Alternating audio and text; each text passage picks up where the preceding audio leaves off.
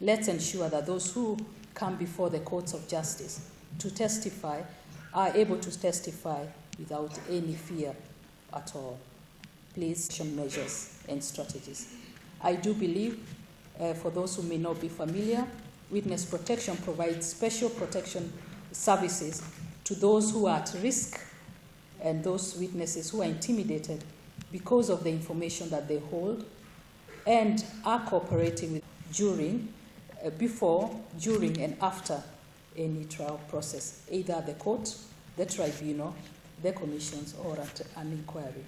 Allow me to end with this because it's important. Of Psalms chapter 82, verse 3 to 4, and it reads, "Defend the weak and the fatherless. Uphold the cause of the poor and the oppressed. Rest wicked." God bless you. Thank you so much, Commissioner Rubio, for the wonderful words. Now I want to welcome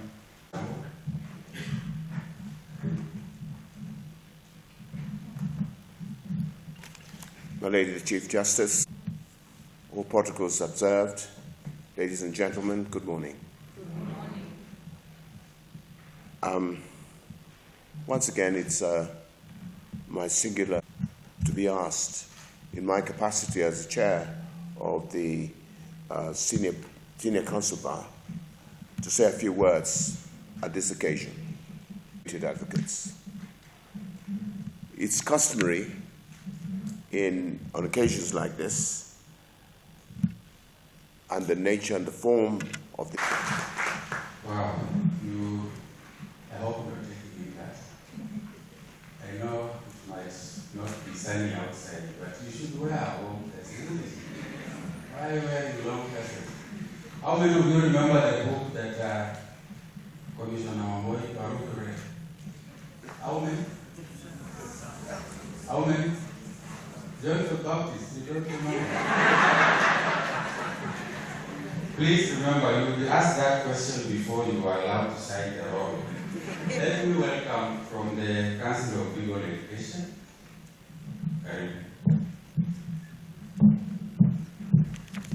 Thank you, because today marks a significant milestone in your career journey and the beginning of a very exciting chapter in your today, knowing that each of you has shown incredible dedication and perseverance in pursuing your studies and passing the bar exams, which we administer at the Council of Legal Education, which has led to your admission today. This is truly a childhood dream that you've had for years. And I know for sure, someone like Salin Dutachui, this has been your lifetime dream and you have achieved it, and many of you seated here in this room. And in the pursuit of justice, equity, and upholding the rights of those that you serve, your work has the power to make tangible impact in the lives of individuals and the community and the nation at large. Approach your responsibility during my admission. The former Chief Justice, Evans Gisheru, told us that a lawyer is as good as his word. So make sure that your words and your action are always in tandem. As you embark on this new journey, remember that the legal world is not just about statutes, it's not about case law. From my experience, it's about people, understanding, and a commitment to positively impacting the lives of those you serve. And once again, on behalf of the Council of Legal Education, congratulations on this remarkable achievement, and the legal fraternity eagerly awaits your contribution, and I have no doubt that each will with success, fulfillment, and that steadfast commitment to justice. Thank you. Thank you so much. And now I welcome your President of the Law Society of Kenya.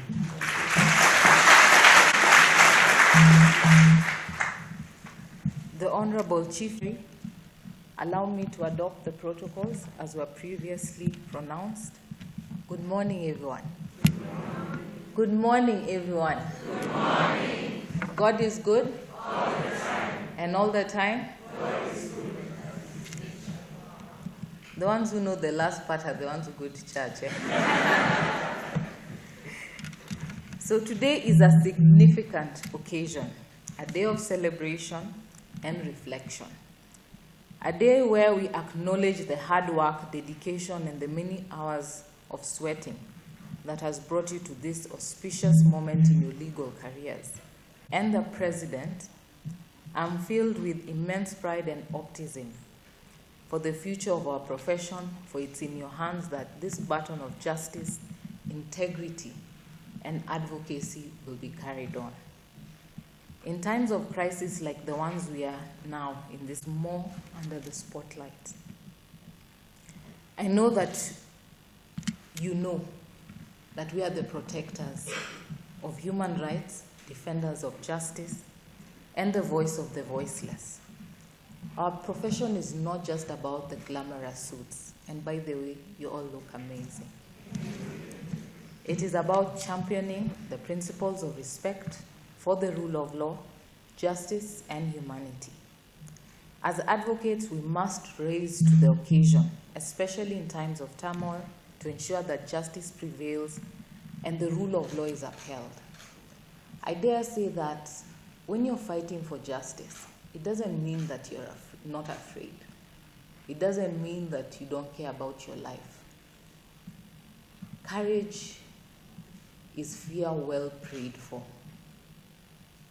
And so, as my chair of the Senior Counsel, Bao, was talking about embedding justice into your character, it means standing up even when you're afraid. It means getting out of your comfort zone. You've seen advocates coming out all around the country, and I hope you will be joining that battalion. Today is your first successful submissions. Your second or your third, you may get the opportunity to defend children that have been arrested, who have been shot at, to defend members of the public. And I urge you to treat it as your most important brief. Because in a backdrop of our country where people are being abducted every single day, where numbers are being skewed in terms of the numbers of people who have been killed, where property is valued higher than life, it is important for advocates to stand and say no. I dare tell you, no one will remember how expensive your suits were, how great your car was. But the people who will remember you are the people that you helped at their most desperate time, when they had no one to stand for them, when they had no one to ensure that their voice is heard. There are voiceless people in the estates that you live. There are voiceless people around your neighborhoods. It is you who can be that voice for them. And in times like this, it requires us to stand up and rise up to the occasion. This will be your determination of the kind of advocate you shall be. We are required to show humanity. And so at a time like this, when the Kenyans are calling out for help, this is how we distinguish ourselves as advocates. This is why advocates are important in this nation. And today, as you mark your first successful day, I tell you the journey has just begun. To ensure that we protect justice, to ensure that the rule of law is upheld, more than ever you'll be visiting these very courts. We'll be camping in these courts, because it's in these courts that we can raise the voice of the voiceless. As newly admitted advocates, you now bear a solemn duty to champion the rule of law. This duty is not merely an obligation, but a calling. The rule of law is the bedrock of our society, ensuring that justice is not a privilege of the few, but a right for all. Your responsibility is to uphold this principle in every case you handle, every argument you make, and every client you represent. Be courageous. Take courage. We're in it together. Today, our nation stares at uncertain times. The ongoing protest led by the Gen Z against the Finance Bill 2024 has brought to the forefront issues of economic justice, fairness, corruption, and accountability. As advocates, you're called upon to navigate these turbulent times with understanding, integrity, and love for your country. Your role is not just to speak for the law, but to advocate for justice, to be the voice of reason, and to ensure that rights of all citizens are protected. I know you know that the Law Society of Kenya is more than just a professional body. It's our collective home. It is our home of brothers and sisters committed to the pursuit of justice and the betterment of our society. I urge you to be active members of the Law Society of Kenya. Contribute your time, your talents, and your energy to the growth and development of our profession. Together we can achieve great things, but you must play your part. Here is something I tell all newly admitted advocates, and I'll tell it to you. It may be exciting to open your farm. That is nice. But if you can get an opportunity to work under senior or get mentorship, take it. Talking from someone who has benefited from mentorship, from those who have struggled before me, those who have walked in these shoes before me. I'm a clear beneficiary of mentorship of so many seniors that have held my hand. And that has helped me get to the position I am today. This is a moment to savor your principles and shape your character. It's a moment to ensure that as you celebrate this milestone, you cherish this journey. Celebrate today, pop champagne or click your juice glasses with your family and friends, and remember that this day on and many anniversaries to come, you need to tick the boxes and say, how far have you grown, how far you have come. In addition, because we are brothers and sisters in the profession, it is essential that we support one another, hold each other's hands. As you grow, lift others up. You'll have your class that you celebrate and you'll stay in WhatsApp groups. Let it not just be for cosmetics. Hold each other's hand, be accountable, check in on one another. Let us not let anyone fall on the wayside. Finally, as you step into this new chapter of your lives, I wish you all success, fulfillment, and satisfaction of this noble profession can offer you. May you find joy in your work. The profession is ever evolving, and to stand out from your peers, you must embrace a growth mindset. Be humble. Learn that you can always learn something new. Pursue further to enhance your skills. The senior the chair of the Senior Council Bar will confirm to you that the journey of learning and growth is a lifelong one, and it's commitment to self-improvement that will set you apart and bring you greater success. So, my distinguished ladies and gentlemen, and the newest advocates in town, it gives me a lot of joy in knowing that the future of our profession is bright because of you. So embrace this opportunity, make a difference for humanity and yourself. The Law Society will stand with you from today going on forwards. And I urge you that in every step you make, God bless you all.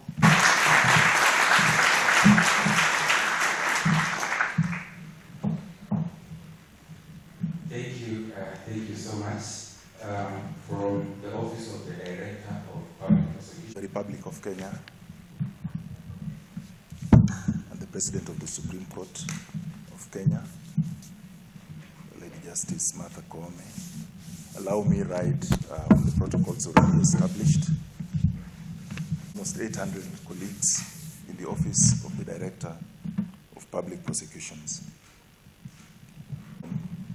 An academic perspective, which is far different from what you enter into the practice of law, you will require to guard and maintain a very good relationship, just as the President of the Law Society has said. A very good relationship. I and in my duty to invite the Honorable the Chief Justice of the Republic of Kenya, the Honorable Lady Justice Mother Karambo Kome, to talk to us on this, our very important day. Thank you very much. May we please be seated, Supreme Court, and thank you to all our honorable guests this morning for your speeches. And most importantly, I wish to recognize in a very, very special way our new learned friends. Good morning. Good morning. Good morning again. Good morning. You look impeccably smart. You look confident. You are yearning to go and achieve. And we are here to celebrate you, to congratulate you, and to encourage you. Thank you, all the speakers, for those very, very wonderful words and nuggets of wisdom that you have shared with our new learned friends. I recall in 1987, when none of you was born, perhaps even your parents, when I sat where you are, and Dr. Friend Ojiambo stood here to encourage us. And as I was going through my mind, I think the same words he said to you are the same words that he said to us 37 years ago. That is, we follow justice. We live for justice. We respect the rule of law. And we work with integrity. Thank you, Dr. Friend Ojiambo. It doesn't change. Because he has served the law faithfully, and I think God has blessed him with youthfulness, and he has brought up wonderful people like Madam President of the Law Society, who has not slept for the last 2 weeks. I say the last 2 weeks because, you know, we suffered also a tragedy in the judiciary when our magistrate was shot while sitting at the seat of justice to discharge our constitutional mandate. And Madam President was with us all through. Thank you very much for standing with the vulnerable and standing for justice. So for me, I really wish to congratulate all of you, our new advocates, on this momentous day. As you stand on the threshold of this very distinguished career, I dare say you have joined a very noble and respected profession. And we who came before you are very, very proud to welcome you to the bar as advocates of the High Court of Kenya. As every speaker has said, it is true, your journey to this day has been nothing short of dedication and hard work. Earning a Bachelor of Laws degree, surviving the rigors of the law school, I know how many times you were made to fail and repeat.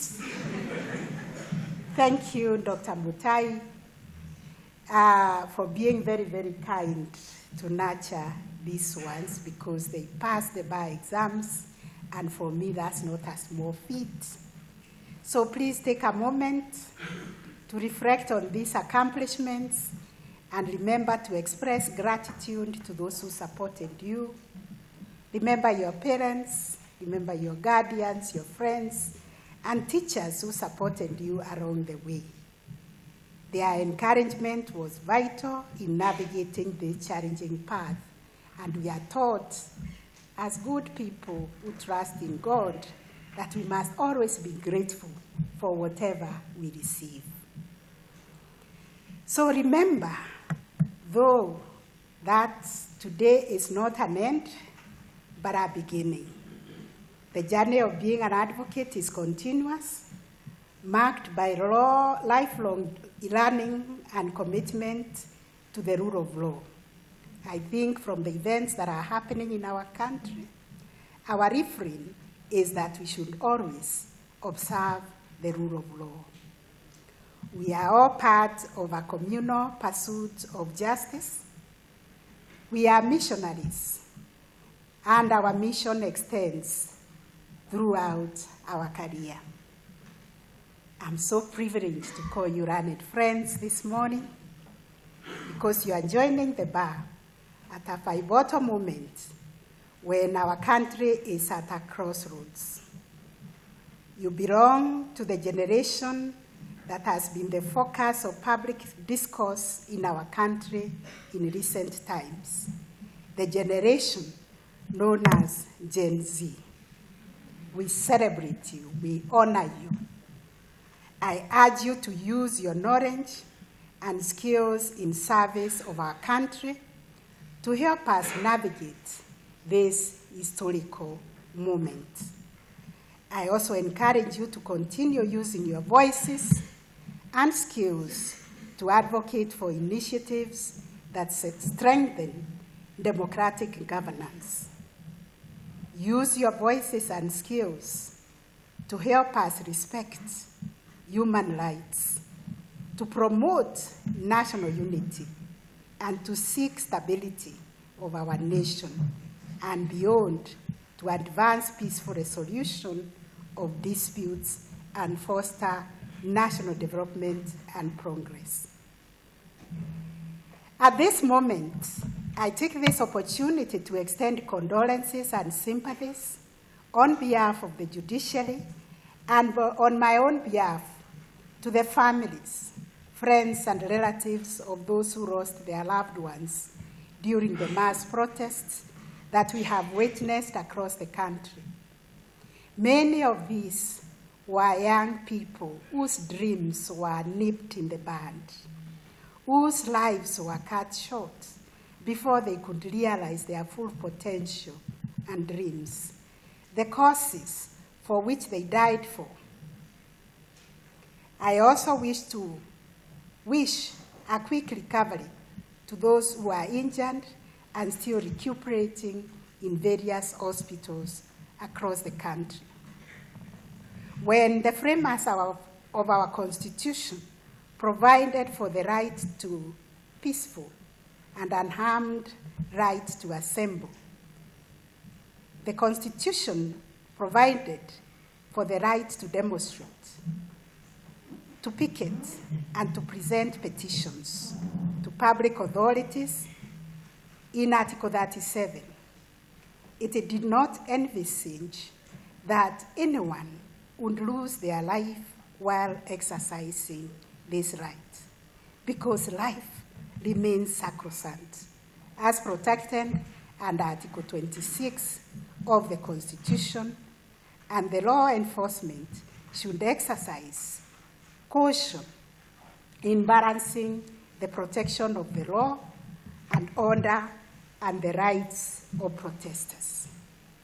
We cannot, for us, judges and judicial officers, envisage anybody taking law into their own hands and taking away a life.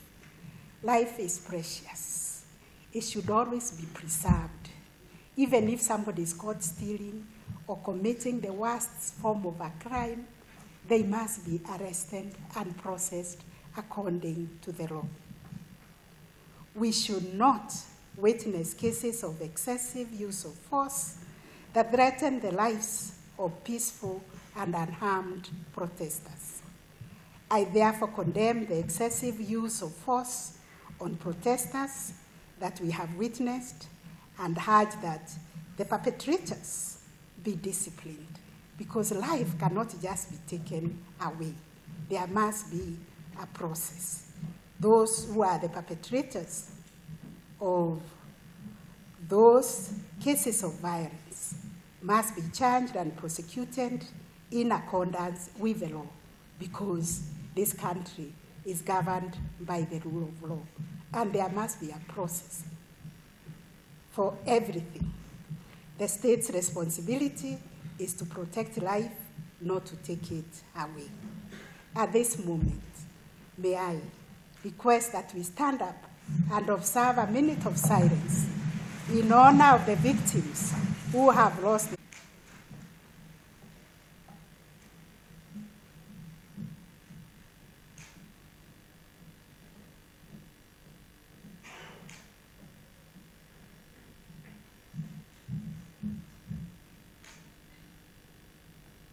lives of those gallant children of this nation.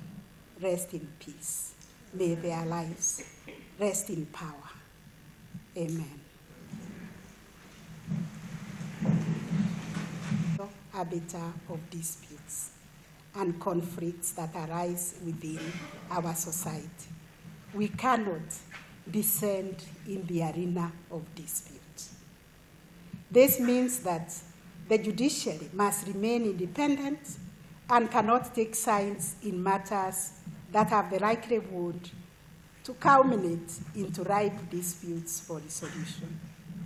This is an ideal that we will continue to respect and uphold so that everyone in this nation can find reprieve within the justice sector, can have the confidence to approach our courts, because we are non-aligned. Although the judiciary is an impartial arbiter, we cannot be silent, but always guide the nation on what is the rule of law. This is how we communicate to the nation, by determining the disputes that come before us, by pointing out what are the provisions of the law. So the judiciary communicates through rulings and judgments in exercise of a sacred responsibility to uphold and protect the Constitution. That is why judges and magistrates across the country are sitting beyond standard working hours, including over the weekend, to ensure that the fundamental rights and freedoms guaranteed in the Constitution are protected and preserved. These efforts are largely undocumented because our focus is to serve without expecting accolades. I therefore commend judges, judicial officers, and staff for their commitment and urge them to continue selflessly serving our people and our nation in the spirit of the Constitution and our blueprint, the social transformation through access to justice that places the people at the heart and the center of everything that we do. I reaffirm that our courts remain ready and open to hear and expeditiously determine all causes, especially those presented in connection with the ongoing arrests. We will do this in keeping faith with Article 48 of the Constitution, which grants every person in our country the right to access justice. This is a sacred right that will continue to be our guiding star. This commitment is to ensure that our nation continues on the path of observing the rule of law and constitutionalism, and to guarantee that all state and non-state actors operate within the strict boundaries erected within the Bill of Rights.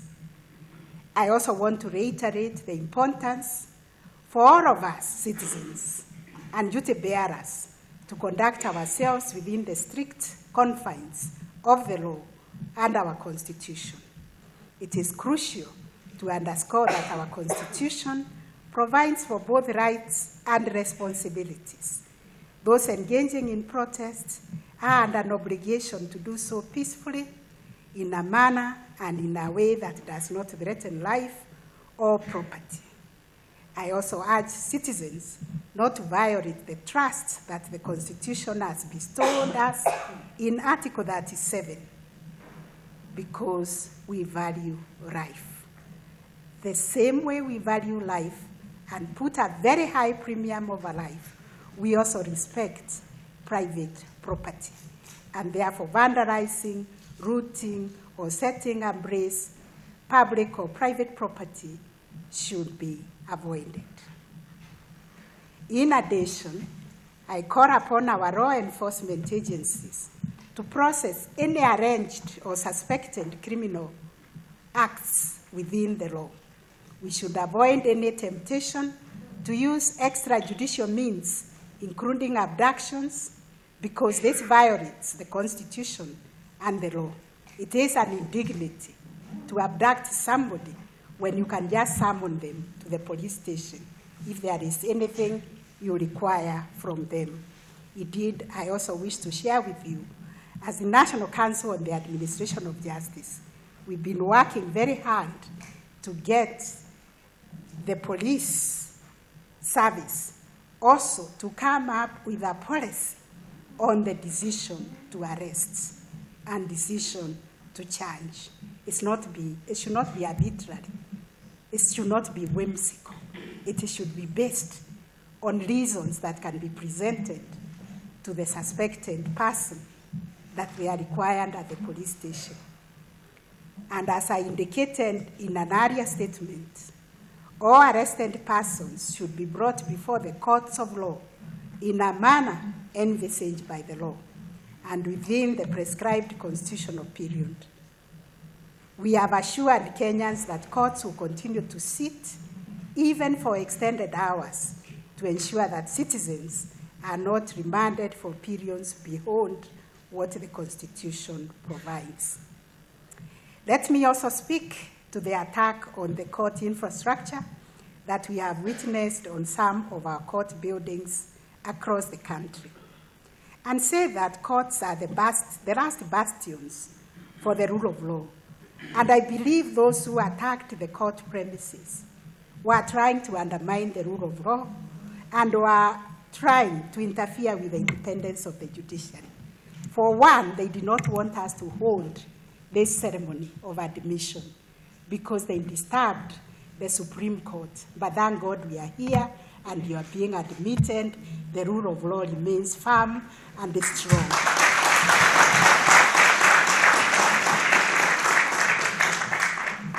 Our Constitution envisages also a culture of national dialogue and peaceful resolution of grievances and disputes. This is why in the courts, in the judiciary, we have been talking about the multi-door approach to justice, whereby we can negotiate, we can mediate, we can resolve disputes by looking for solutions ourselves because we know the root causes of our problems. Even the way we are brought up, we negotiate for everything. Even when I go to the market, I negotiate with the mama mboga because I want a fair deal. So negotiations is part and parcel of us. So I urge all of us as citizens of this great country to remember that peaceful resolution of disputes and grievances is essential to secure national stability and a peaceful and prosperous future as promised in our Constitution. Our dear learned friends, to conclude, I want to tell you, your admission to the bar today presents you with immense opportunities for you to exploit and leave a mark in terms of advancing the rule of law and also playing a role in the national development. This is a great country with a great constitution. Let this day be a reminder of your commitment to upholding the ideals of the legal profession. Your journey as an advocate is not just about being a legal expert, as you have been told, but it's also about being a guardian of justice and a defender of the rule of law. Embrace these challenges and opportunities with the same dedication and zeal that brought you today. That very energy you used to get to where you are is the same energy you should wake up with every day of your life. Once again, congratulations on your admission to the role of advocates of the High Court of Kenya. Your journey as custodians of justice and the rule of law begins now. We look forward to your contributions to our legal system and the society at large. I wish you God's blessings, and let nobody discourage you that the profession is saturated. This is a country of 55 million people, and with barely 25,000 lawyers, you are just a drop in the bucket. There is something for each one of you to do and to thrive, and that's what I have told the more than 5,000 advocates I have admitted. I have wished them well, I have wished them God's success, and I've told them to go forth with confidence, because God is our provider, and He will provide for you. Never, never give up, and let nobody ever discourage you. Wear that gown, wear that title of an advocate with courage. Never apologize one day for being an advocate, but thank God every day that you became an advocate of the High Court. I thank you all, and I believe you are going to have wonderful parties all over celebrating. I don't know why nobody invited me. Of the 5,000 advocates, it's only one who had the courage to invite me. Somebody called Chipe Imani, invited me for a party. Thank you for inviting me. But I wish you well, I wish you celebrations. Thank you, and God bless you.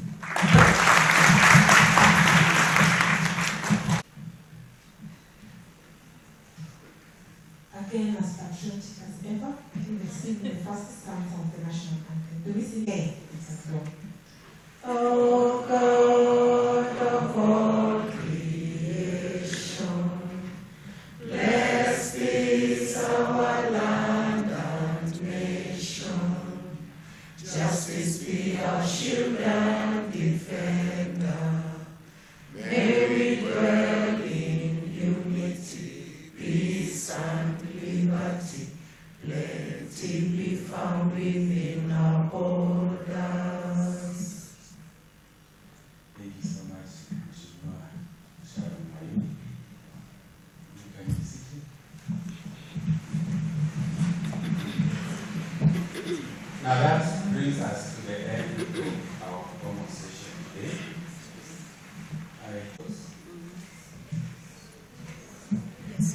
If we can.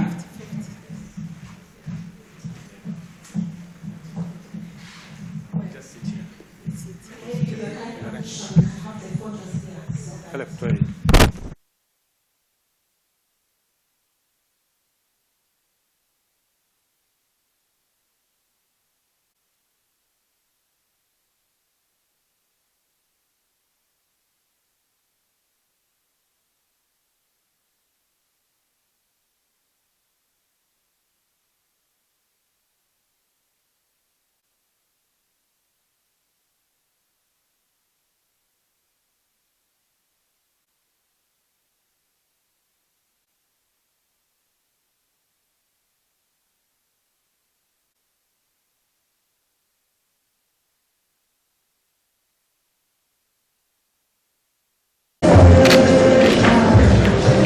Thank you.